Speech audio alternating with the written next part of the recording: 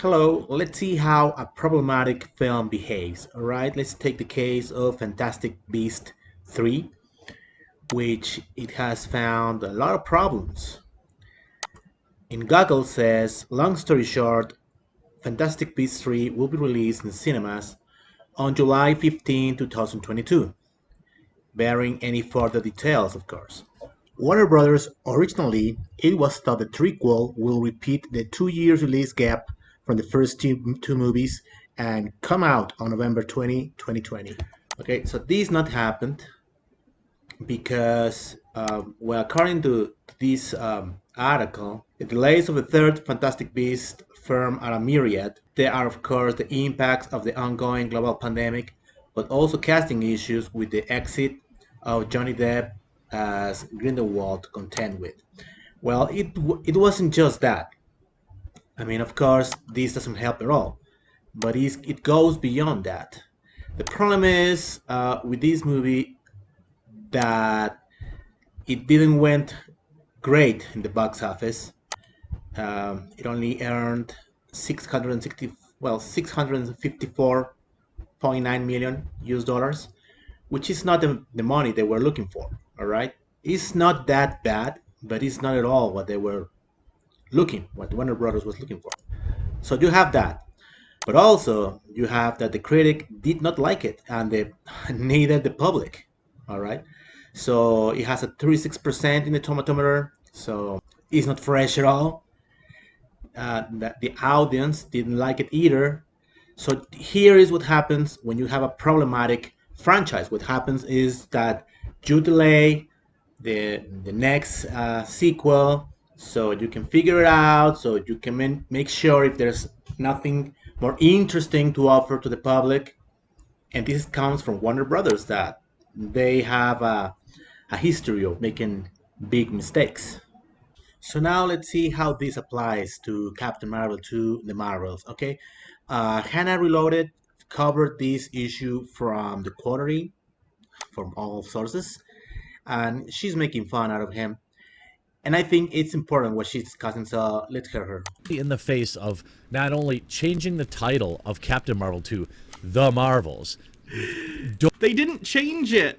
They just didn't have an official title yet.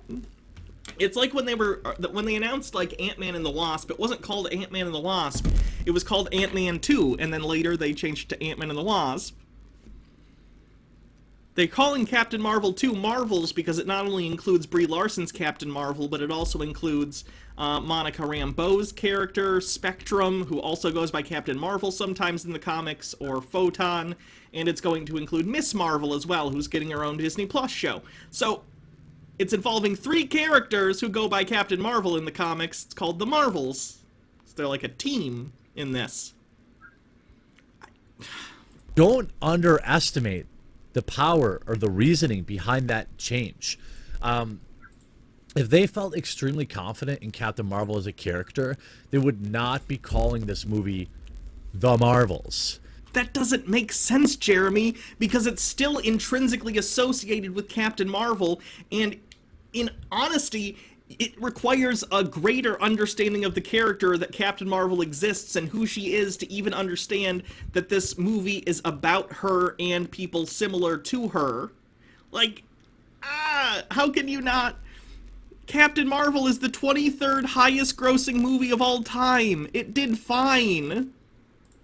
They would be calling it Captain Marvel 2, or Captain Marvel and and Friends, Captain Marvel and Kamala Khan, or whatever. You know, I'm glad Jeremy isn't in charge of titling things. He's not very good.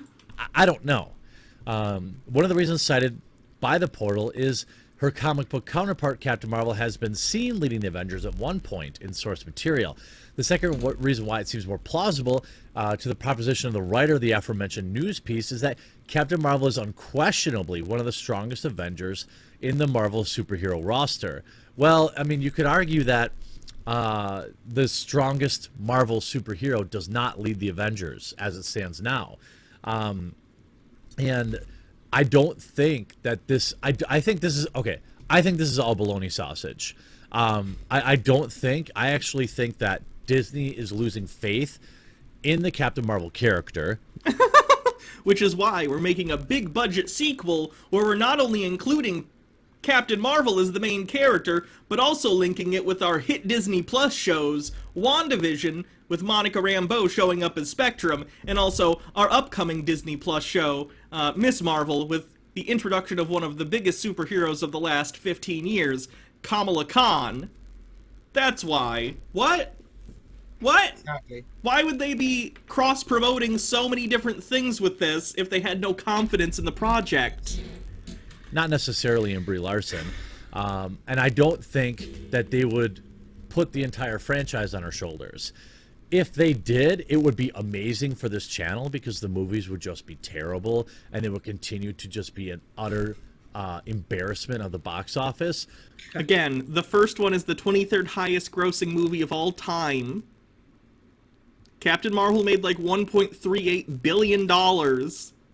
It did fine. But Get woke. Make over $1 billion at the box office. Cha-ching.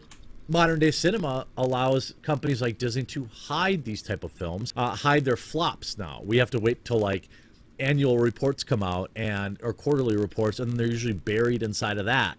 So, ultimately, do I think, Daniel Rickman generally is a pretty good source, saying that, Oh, Cassie. has she reached out to Marvel to let them know she wants to leave Towing24 says, I hope this makes $2 billion, then watch Jeremy have a nervous breakdown on screen. the Avengers, making demands there? I believe that's possible, certainly. I don't think that will ever happen. Well, thank you for trying to raid Goth Geek Gaming. People go try and check out Goth Geek Gaming here on Twitch. I don't think, the character is, first of all, the character is not well known. Okay, most of the characters in the Marvel movies weren't well known to the general public prior to the movies. No one gave a shit about Iron Man. No one gave a shit about Captain America. No one cared about Thor. No one cared about the Guardians of the Galaxy or Ant-Man or any of these characters. I think the most well-known characters probably were the Hulk because of the TV show, and Spider-Man, which is owned by Sony, so they didn't even get to do Spider-Man until much later. You could have A-Force in the MCU. That might be a thing. I don't know. I don't buy it. As far as Brie Larson getting some, cameo in as Luke Skywalker's wife, could absolutely happen. She's already obviously in the Disney family. She's expressed a love of Star Wars. She probably really does like Star Wars. And she's kind of the it girl right now with Disney. So that's possible. Although I'm taking all of this with a giant pinch of salt. I hope you enjoyed this video. We'll talk to you again real soon. Every time, Jeremy's videos on Brie Larson have fallen into such a pattern in that, how do I put this? He'll have some clickbait title, like, oh, Brie Larson is gonna be Luke Skywalker's wife. She's the new star of the Star Wars. The Star Wars is the best or the worst, or whatever. And then you click the video, and then half the video is him questioning the sources, and then him talking a little bit about what it might mean if it were true. And then at the end of the video, he goes, well, this is probably untrue, but whatever. Thanks for watching the video. Thanks for clicking the ads. End of video. That's right. That's because his channel is just a big clickbait site and a hate site also. So what Hannah says here is basically what my argument has been all along. If Marvel or Disney were losing faith in Captain Marvel, then they wouldn't be doing what they're doing right now. The first thing they will be doing is delaying Captain Marvel. If Doctor Strange was delayed, the first Doctor Strange came out in 2016, and the second Doctor Strange is coming on 2022. So that's 6 years. That's 6 years. If Marvel or Disney were losing faith in Captain Marvel, then they will delay her movie, not 6 years, but 8 years. It will be something spectacularly different than the one that what Warner is doing with Fantastic Beast. It will be something entirely bigger, and well, that's not what they're doing. If they wanted Captain Marvel to be out, which is of course nonsense because it's number eight, the movie number eight in all the movies from Marvel. So of course the first appearance as a main character from Captain Marvel made over $1 billion. The only other character that has made that is Black Panther. So of course makes no sense. But let's suppose that they are losing faith in Captain Marvel. Let's suppose that is the case.